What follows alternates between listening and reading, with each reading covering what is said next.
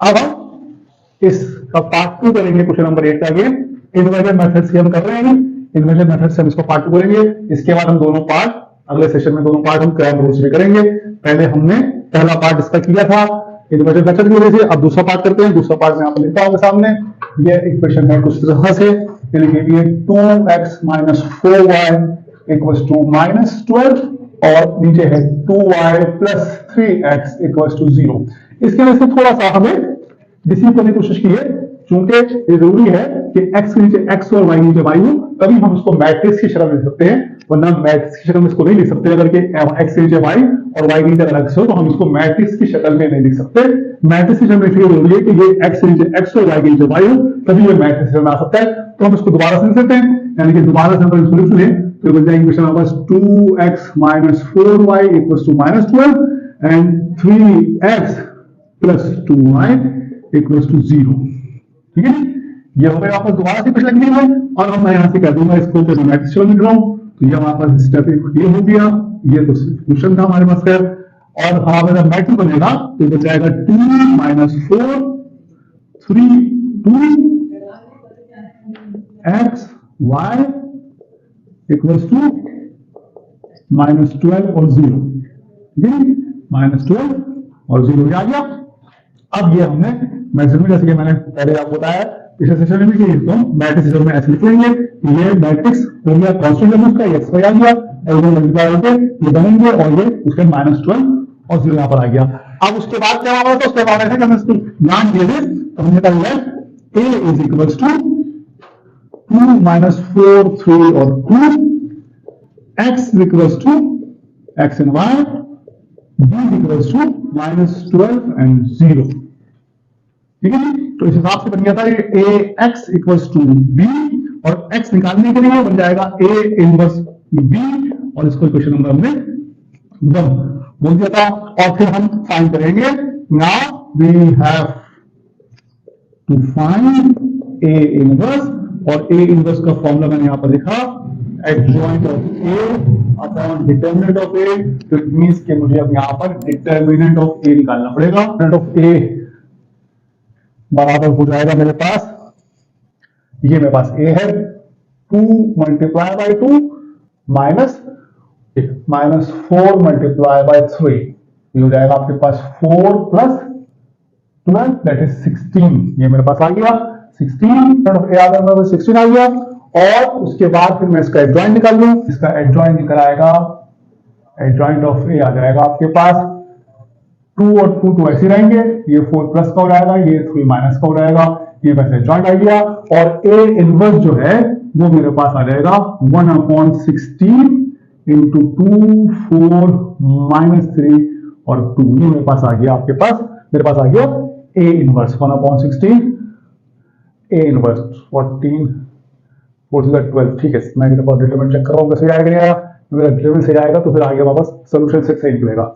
ठीक है ना, ये इनवर्स आ गया। अब क्या करेंगे कि पुट कर देंगे, put A inverse x and b in equation 1। तो ये बन जाएगा मेरे पास x जो है वो xy है, a इनवर्स मैंने यहां पर निकाला है अभी, ये a इनवर्स मेरे पास है 1/16 इंटू 2 4 -3 एंड 2 और इसका आगे b है मेरे पास 12 और 0। अब अगेन जैसे कि मैंने पहले कहा था कि मैं इस दोनों को मैट्रिक्स को मल्टीप्लाई करूंगा और मैट्रिक्स को मल्टीप्लाई करने के बाद फिर मैं आगे काम करूंगा। ये x और y मैंने ऐसे लिखा, 1/16 ऐसे लिखा, मैं इसको मल्टीप्लाई कर रहा हूं, रो को कॉलम को रो से। First row first column 2 multiply by 12 plus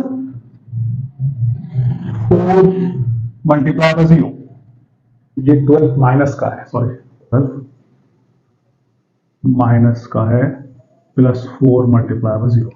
उसके बाद नीचे -3 multiply by -12 plus 2 multiply by 0। ठीक है जी, ये हो गया। उसके बाद यहां पर हम आगे सॉल्व करेंगे इसको, तो बन जाएगा x और y ऐसे ही आ जाएगा, ये आपके सामने आ जाएगा 1/16 इंटू 12 2 4 12 2 24 और आगे फिर 0 है तो ये हो जाएगा माइनस का 24 और नीचे जो है 3 2 36 है तो जाएगा माइनस का 36। ये आपके सामने आ गया, माइनस का 24 और माइनस का 36, माइनस का 36 आ गया आपके पास। अब ये हम x और y के लिए 16 से डिवाइड कर देंगे दोनों को, तो x y बराबर आ जाएगा माइनस 24 अपॉन 16 और माइनस 36 अपॉन 16, तो x और y बराबर आ जाएगा, यहां पर देता हूं साइड में, x और y का मैट्रिक्स बराबर आ जाएगा आपके पास, दोनों को काट देते हैं, 4 से कट रहा है, माइनस 8 से कट रहा है, 3 अपॉन 2 माइनस 3 अपॉन 2, और नीचे जो है वो अगेन 4 से कट रहा है, तो माइनस 9 अपॉन 4 हो रहा है, तो x आपके पास आ गया माइनस 3 अपॉन 2 और y आपके पास आ गया माइनस 9 अपॉन 4, तो आपके सामने सोल्यूशन सेट आया माइनस 3 अपॉन 2 माइनस 9 अपॉन 4, ये आपके सामने सोल्यूशन सेट आया। आपके सामने मैंने सॉल्व किया पूरा, जैसे कि पिछला सवाल सॉल्व किया था, बिल्कुल इसी तरह से सवाल आपके सामने सॉल्व हुआ।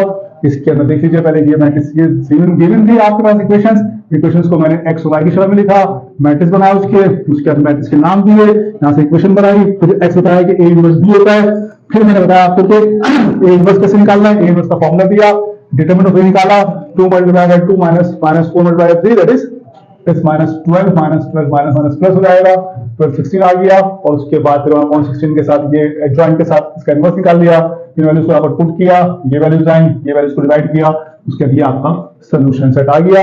ये इन्वर्जन मेथड से मैंने क्वेश्चन नंबर 8 का पार्ट 2 आपके सामने किया। अब अगले सेशन में हम क्रैमर्स रूल के जरिए से पार्ट 1 और पार्ट 2 दोनों इंशाल्लाह एक ही सेशन में करेंगे।